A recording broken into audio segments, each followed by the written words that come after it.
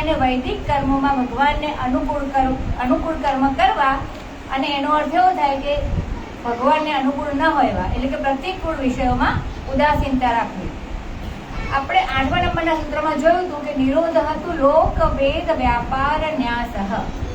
એનો અર્થ થાય કે લૌકિક અને વૈદિક કર્મોના ન્યાસને નિરોધ કહેવાય છે.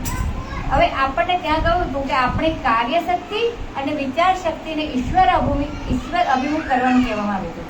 હવે આ સૂત્રમાં પુનઃ લૌકિક અને વૈદિક કર્મો કરવાની સલાહ આપવામાં આવે છે.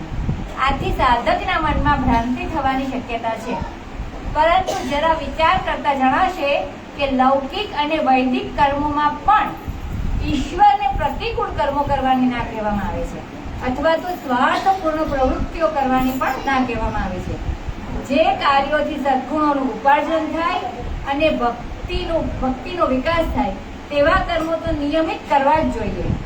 9મા સૂત્રમાં ભક્તિના વિકાસમાં જે અવરોધો બતાવવામાં આવ્યા છે તેનું અહીં પુનઃ ઉચ્ચારણ કરવામાં આવ્યું છે. જ્યારે તમે યજ્ઞ, દાન, તપ વગેરે કાર્યો કરો છો ત્યારે તમને ઈશ્વરમાં અડગ શ્રદ્ધા હોવી જોઈએ. તમારા સર્વે કાર્યો ઈશ્વર માટે જ હોવા જોઈએ. આમ કરવું શક્ય બનશે તો તમે જલ્દી જ પ્રગતિ સાધી શકશો.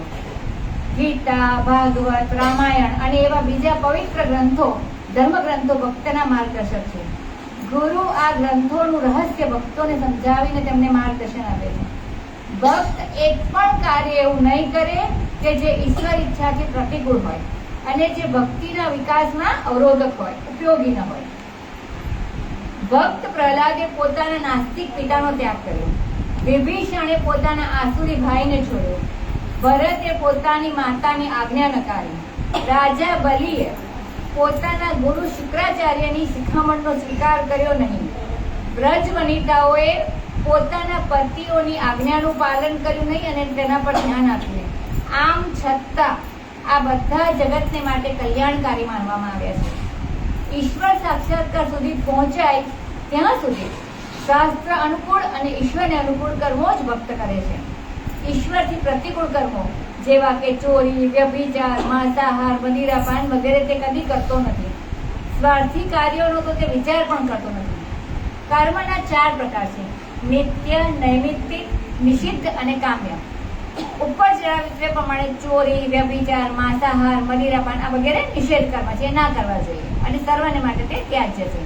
કામ્ય કર્મ એટલે કે સકામ કર્મ એ બંધનકારક અને જન્મ મૃત્યુના ચક્કરમાં ફસાવનાર હોય તે પણ કામ્યનામ કર્મણામ ન્યાસઃ અનુસાર ત્યાજ્ય ગણવા જોઈએ. નિત્ય એટલે કે અનિવાર્ય કર્મ અને નૈમિત્તિક એટલે કે પ્રાસંગિક કર્મો એ ફળાશક્તિ છોડીને ફળની આશા રાખ્યા વગર કેવળ લોક કલ્યાણ અને ઈશ્વર પ્રીત્યર્થે કરવા જોઈએ. ભગવાનથી પ્રતિકૂળ કર્મો ન કરવા એનો અર્થ તેનાથી વિરોધ કર્મોમાં ઉદાસીનતા રાખવી. ગીતામાં ભગવાન શ્રી કૃષ્ણ કહે છે, શ્રેયો હિ જ્ઞાનમ અભ્યાસાત જ્ઞાનાધ્યાનમ વિશિષ્યતે ધ્યાનાત કર્મ ફલ ત્યાગઃ ત્યાગાત શાંતિરનંતરમ. કારણ કે અભ્યાસ કરતા પરોક્ષ જ્ઞાન શ્રેષ્ઠ છે અને આ જ્ઞાન કરતા પરમેશ્વરનું ધ્યાન શ્રેષ્ઠ છે. અને સર્વ કર્મના ફળોને ભગવાનને માટે ત્યાગ કરવો તે ધ્યાન કરતા પણ શ્રેષ્ઠ છે અને ત્યાગથી તત્કાળ શાંતિ મળે છે.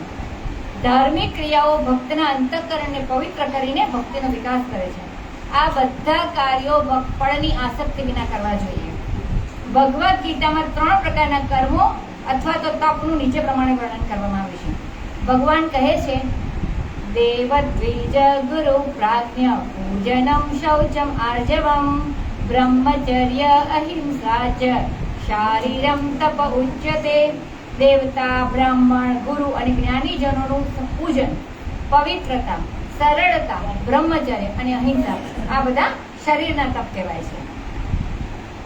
મન પ્રસાદ અનુદ્વેગકરમ વાક્યમ સત્યમ પ્રિય હિતમ ચયત સ્વાધ્યાયાભ્યસનમ ચૈવ વાङ्मयમ તપ ઉચ્યતે.